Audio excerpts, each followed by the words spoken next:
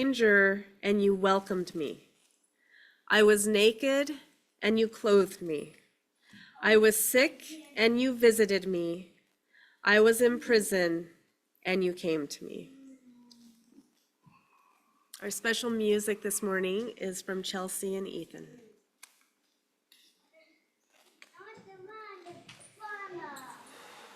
So this is a song by a group called Rising Appalachia, and it's called Synchronicity.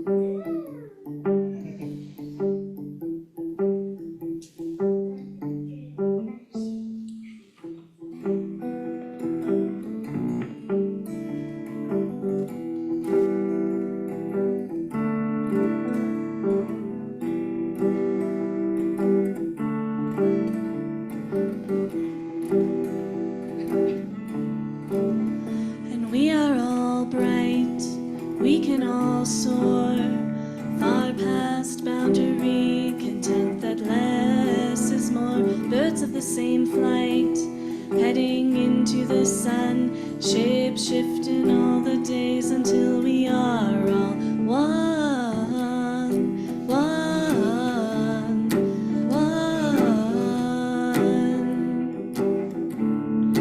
one, one.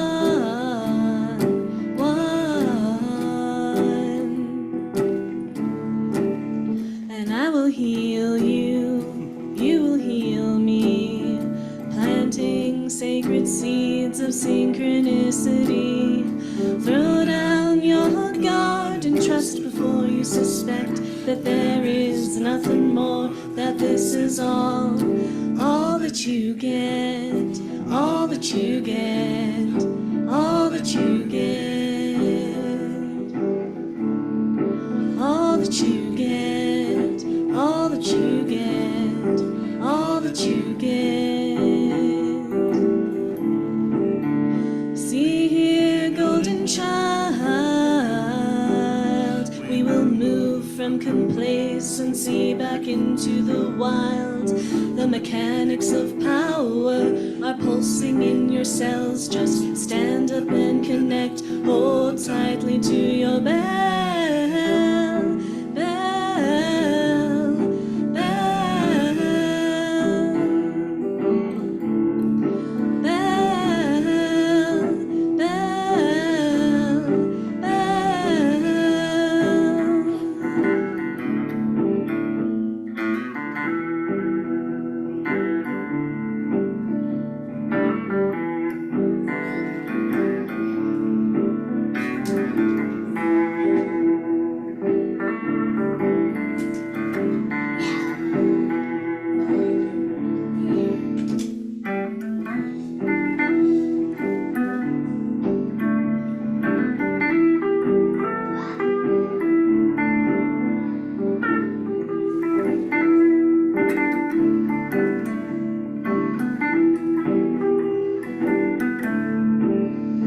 We are all bright.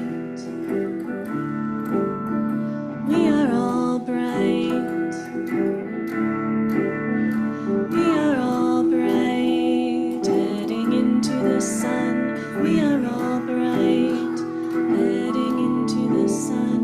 We are all bright. We are all bright.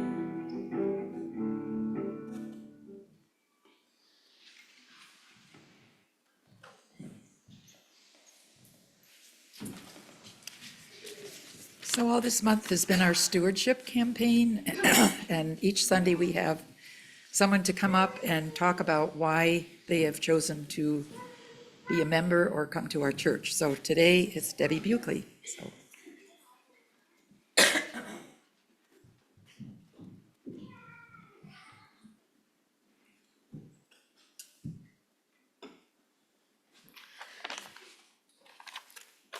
can't read this upside down. So. I'm Debbie Buckley, and I've been a member of this congregation for a little over 5 years now. I grew up in a small evangelical church. My parents were among the founders. My extended family, including my maternal and paternal grandparents, founded other churches, and many of my cousins, etc., were ministers in that church. I learned a lot from my experience in those churches, and while I grew to believe much differently, I internalized a lot that was valuable from them. Most importantly, I learned about community and belonging. As a child, I felt loved and protected at church, but I did also see things that made me think a lot about human nature and about trying to live our values. When we moved to Fargo, North Dakota in my middle school years, my uncle, who was the minister at the time, insisted, even though I had already had a year of catechism, that I take his 2-year church catechism classes, which put me in a group of kids about a year younger than myself. My uncle probably came to regret that decision. Being a bit older and being myself, I began to question what was being taught. I had a curiosity about other religions and had read several books about world religions. So when my uncle stated that Christianity was the first true religion, the only real religion, and that anyone who didn't believe like they were supposed to would ultimately go to hell, I questioned it. I even went so far as to bring some of those books in for him. My father, hearing about this, told me to quit hassling my uncle and just be quiet and learn something. If you know me, you might be able to figure out how that worked out. Throughout the next few years, I did try the born-again Christian thing. And as an idea of faith, it just didn't fit. I continued to explore the thoughts and teaching of other religious traditions and finding my own way spiritually. In high school, as a member of the youth group at my home church, and I even taught Sunday school. We did a lot of crafts. I went to other Christian youth groups with my friends and loved the social aspect of it. My closest friends and I discovered a place called The Cellar in downtown Fargo, in the basement of the UU Church. It was open on Saturday nights and became a regular hangout. We lounged on beanbag chairs and in pillows and spent hours listening to folk music, discussing personal and world issues. There, I made lifelong UU friends from across the state. I became UU curious, and asked a lot of questions, did some reading, and it really resonated with me. My family moved to Denver my senior year in high school, and I went on to college, and like many youth at that age, I rarely went to an actual church. When Dave and I got married and had kids, we felt we needed to offer them a grounding in spiritual life and in community.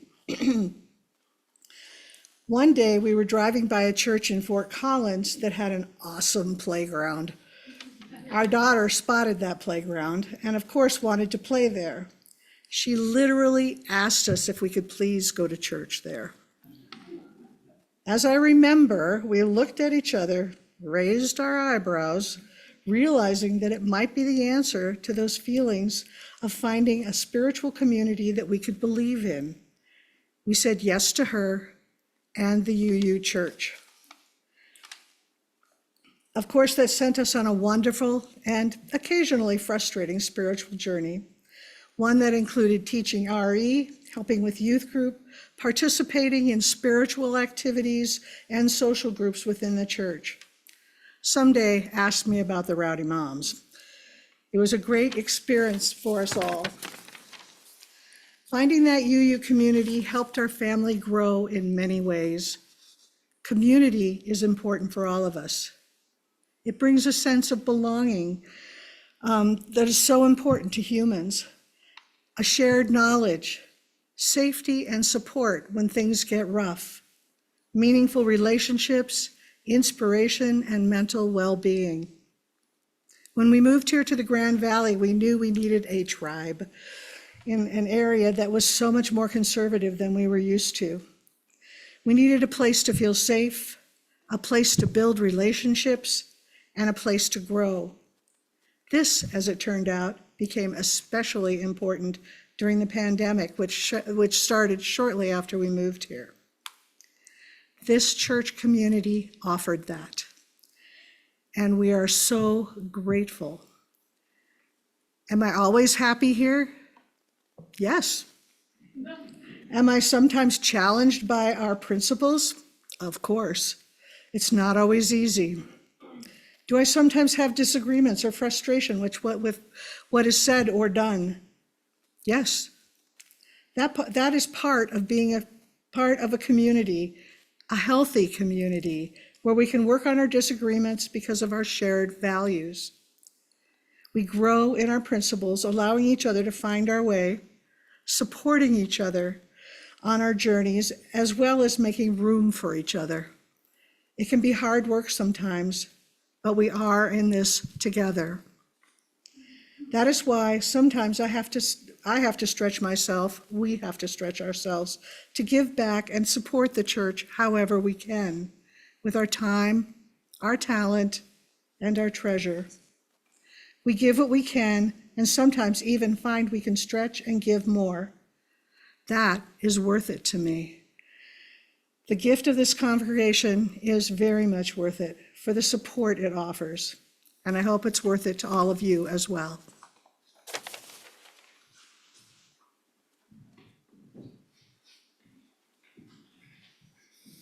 Thanks, Debbie.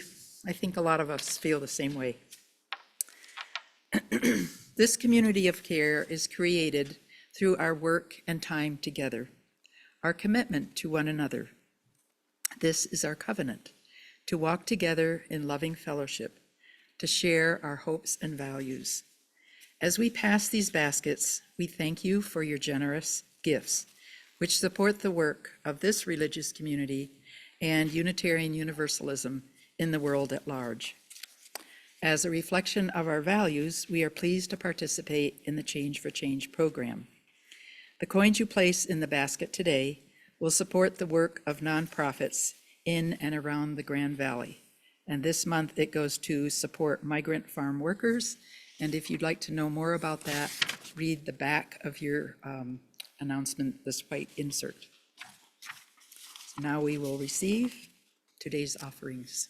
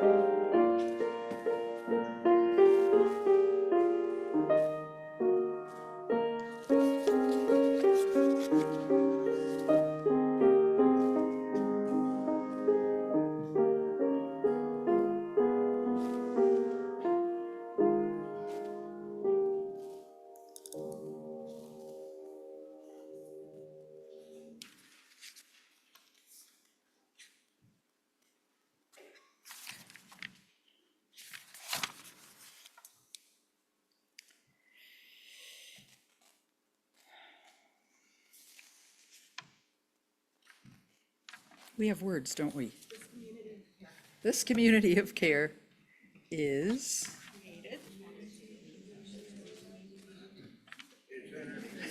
You read it.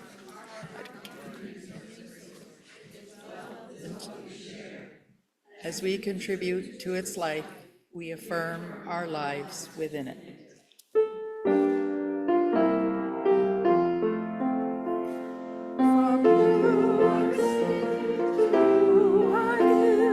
Together we share, and from this we live. From you I receive, to you I give. Together we share, and from this we live. Let's join in singing hymn number 1031 in your teal hymnal, Filled with Loving Kindness.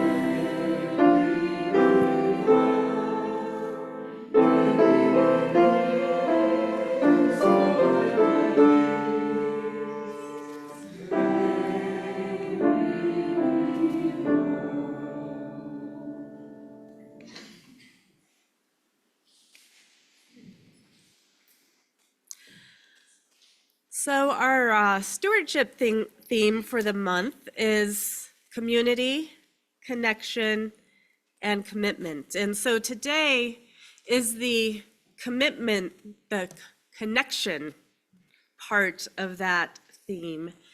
And I love what Maya did with the kids today, because when we stay connected, we stay strong. But when one person is disconnected from that circle, we're not nearly as strong and nobody is as safe. And so I'm going to start this morning with some, I'm sure, very familiar words from about 1946. And then I'm going to follow them with some of my own words that I wrote in 2018. And then we're going to talk about a little bit about what's going on today and how easily it is to break a connection unless we're paying attention. So these first words are very familiar, I'm sure. They come from Pastor Martin Niemöller.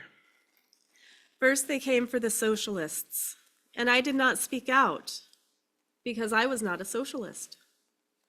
Then they came for the trade unionists, and I did not speak out because I was not a trade unionist.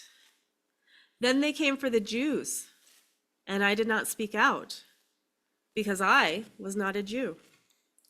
Then they came for me, and there was no one left to speak for me. He wrote that sometime between 1946 and 1950. In 2018, I wrote and sent to the Daily Sentinel. First, he attacked the Muslims, but I didn't say anything because I wasn't a Muslim. Then he attacked the immigrants, but I didn't say anything because I wasn't illegal. Then he attacked the football players, but I didn't say anything because why not just stand?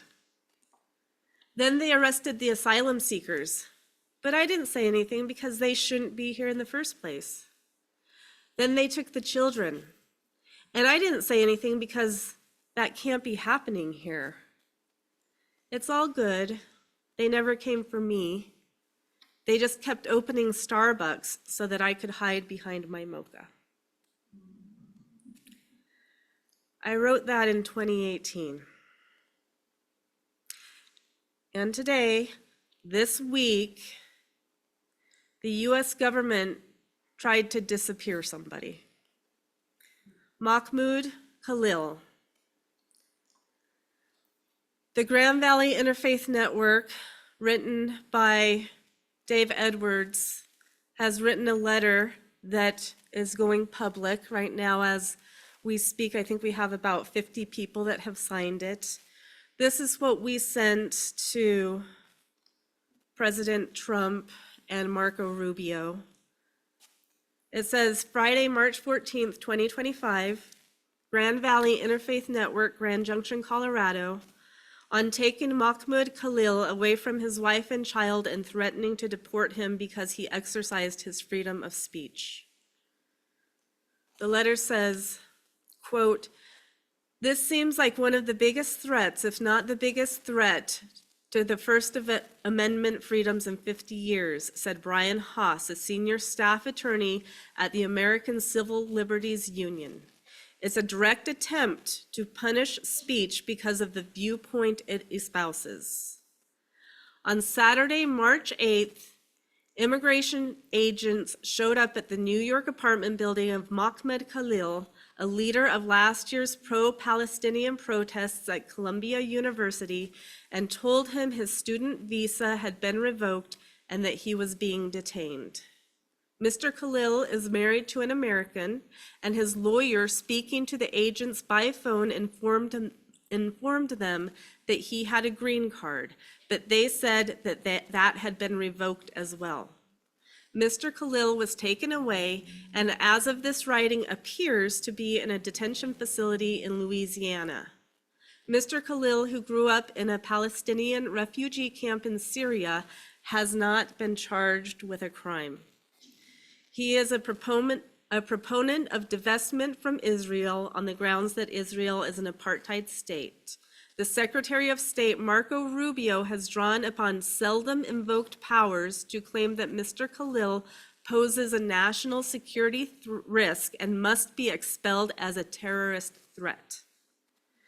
This appears to have no basis. The charging document against Mr. Khalil states that this ICE arrest was based on a foreign policy determination by the Secretary of State. There's a legal provision of the Immigration and Nationality Act that says a non-citizen whose presence or activities in the United States, the Secretary of State has reasonable ground to believe would have potential serious adverse foreign policy consequences for the United States is deportable. This is incredibly vague. Mr. Khalil has made no statement in favor of Hamas or the attack against Israel on October 7th, or in favor of violence. Margot Schlanger, a law professor who served as head of civil rights in the Department of Homeland Security under Barack Obama, points out that that provision is hardly ever used, especially against people already in the country who largely have the same free speech protections as citizens. Mr. Khalil's arrest, said Schlanger, seems like an incredible overreach in light of the First Amendment concerns that even the government in the last Trump administration documented. Nor can citizens rest easy. A government this willing to disregard the First Amendment is a danger to us all. Asked about how freaked out we should be by Khalil's apprehension, Schlanger said, I teach constitutional law, and I'm freaking out. To argue that a peaceful protest has, quote, serious adverse foreign policy consequences is a dangerous absurdity that tramples on our democracy and our democratic values as a country. If Mr. Khalil's detention that poses a serious threat to our country, not the peaceful protest that led to this detention. The administration of US President Donald Trump has left everyone who cares about free speech in the country little choice but to defend and champion Mahmoud Khalil as he faces the most insidious attack on freedom of conscience in America in the last 60 years. With the facts we have at this point in time, the Grand Valley Interfaith Network and its friends stand with Mahmoud Khalil, his wife, and their unborn child. We have faith in our neighbors, our fellow citizens, in our courts and our representatives that Mr. Khalil will be returned home. We, the undersigned members and friends of Given, urge you to stand with us against this injustice to uphold the First Amendment in the face of this threat. If this can happen to somebody with a green card, it can happen to us. It can happen to any one of us. Because from what I understand, is what they are now trying to do, at least in the media, is say that anybody that speaks up on behalf of the Palestinian people in Gaza are supporters of Hamas. And if you are deemed a supporter of Hamas, you can be deemed an enemy of the state. And I believe that that is what they are trying to do. And so I just want us to just think a little bit about that story, because this is a young man of Palestinian descent from the Middle East, so he is a good person that we can deem as dangerous. And he is a good person that can just quietly disappear, and the rest of us can feel safe that probably we're okay. But like the pastor said almost 100 years ago, where does it end? So what I think people don't always know is that Niemöller was an ardent supporter of Hitler and the Nazis until he wasn't. He supported Hitler until Hitler started coming for Christian converts of Jewish heritage. Then, and only then, when it became personal, did he speak out. And as we all know, by then it was too late.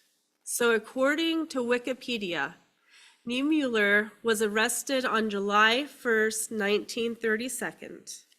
On March 2nd, 1938, he was tried by a special court for activities against the state. He received a 2,000 Reichmark fine and 7 months imprisonment.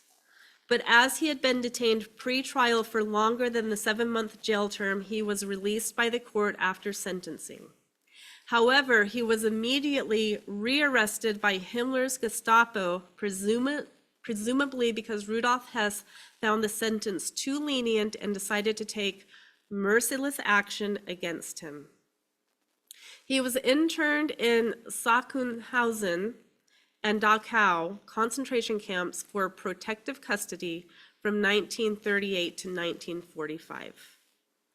His former cellmate, Leo Stein, was released from Sachsenhausen to go to America, and he wrote an article about Niemöller for the National Jewish Monthly in 1941.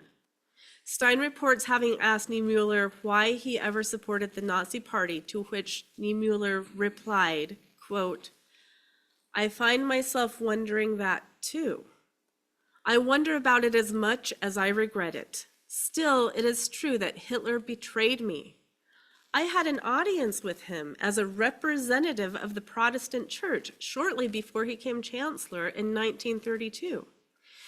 Hitler promised me on his word of honor to protect the church and not to issue any anti-church laws.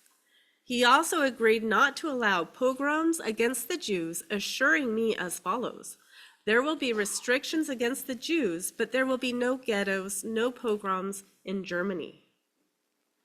I really believed, given the widespread anti-Semitism in Germany at that time, that Jews should avoid aspiring to government positions or seats in the Reichstag. There were many Jews, especially among the Zionists, who took a similar stand. Hitler's assurance satisfied me at the time.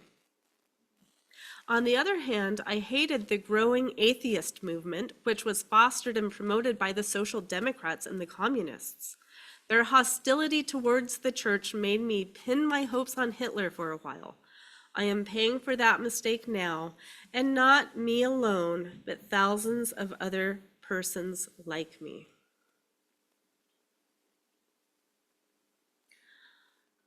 I want us to take a minute to let those words sink in.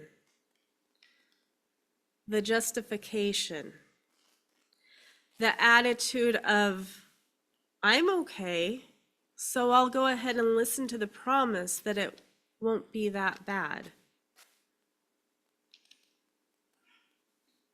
This is important because we must understand what is happening today. And we must understand how it is happening today. And we must wake up to the fact that although fascism can happen faster than anybody has realized, it has been happening in a steady procession. Like I said, the words that I read earlier, they were from 2018. That was 7 years ago. None of this is new. And we have to be willing to connect the dots, because of course not everything is exactly the same. Today, instead of Jews, it's Palestinians and people from South America. Instead of concentration camps, at least in 2018, it was old Walmart buildings. And instead of the SS, it is ICE and the Center for Refugee Relocation.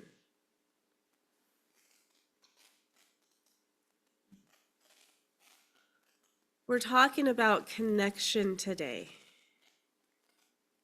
And when the children kept their hands connected with each other, they were safe. And I know this isn't a really happy sermon today, but I just need us to remember that the way that people take control and they take power is when they are able to disconnect us. And when individually we can say, well, I don't agree with that, but I kind of see where they're coming from because these people over here shouldn't A, B, C, or D, shouldn't really be here. They didn't come here legally. And these people over here really shouldn't be protesting about A, B, C, or D. And really, if this person over here had just kind of been quiet, then it wouldn't have turned into whatever it turned into. And slowly, but steadily, we become disconnected. And then when we are disconnected, we are no longer safe. And so I've been saying over and over again, it feels overwhelming. Not one of us can do it all. I'm gonna go on a trip with Danny, and we're gonna do a road trip, and we're gonna go to Las Vegas, and we're gonna have fun, because we have to also take care of ourselves. But we have to remember that there's a strategy, and that if we stay united and we stay connected, they can't pick individual people off. And it's not gonna be most of us in this room who gets picked off first. because we're, for the most part, pretty safe.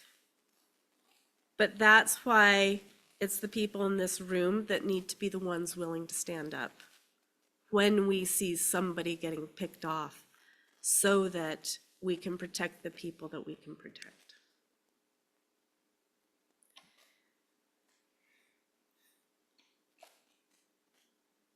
We talk a little bit about self-care, and sometimes it's easy to want to just kind of disappear in a bubble bath or just go eat chocolate. But chocolate cake and lattes and salt baths are not really the answer. Staying informed, staying aware, and staying connected is how we're going to move through this together. I don't have all the answers, but I guess I'm going to just be a revolving reminder that we have each other. We need to see each other, and we need to intentionally go look for and see the people who they are trying to make invisible. Because if one by one people become invisible, someday we just might disappear too. And so with that, I'm going to invite us to sing together. Number 95, There Is More Love Somewhere.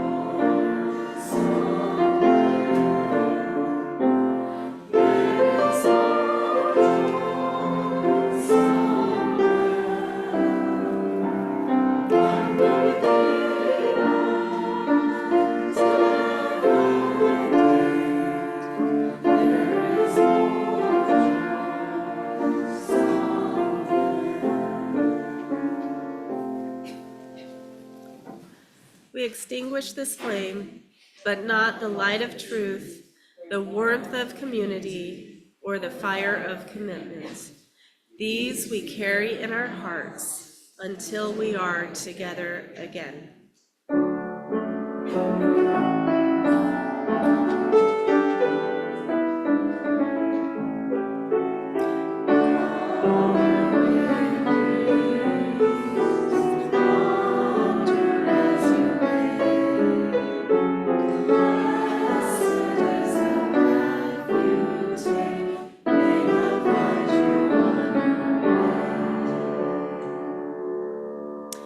If you would like to join the conversation, we'll get a circle of chairs up here. Get yourself a snack and some coffee, and then come join the circle, and we'll talk a little bit about whatever people want to talk about. Go now in peace. Amen.